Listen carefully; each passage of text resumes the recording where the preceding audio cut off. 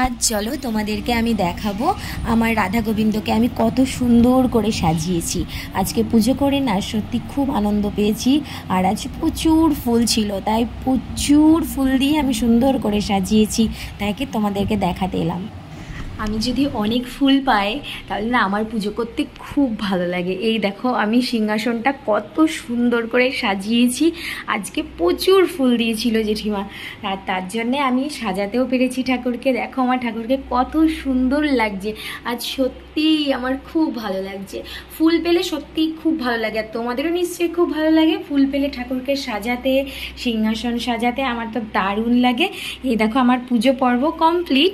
তারপরে না যেন মনে হচ্ছে একটুখানি ক্যামেরা বন্দি করে রাখি, কারণ এত সুন্দর লাগছে আজকে আমার রাধা গোবিন্দকে। তো তার জন্য আমি তোমাদের সঙ্গে ওটা শেয়ার করলাম। সবাই মিলে একবার বলি চলো রাধে রাধে।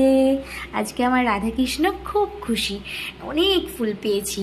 আর খুব সেন্ট ফুলগুলোতে ঠাকুর ঘরে ঢুকলেই যেন খুব ভালো লাগছে।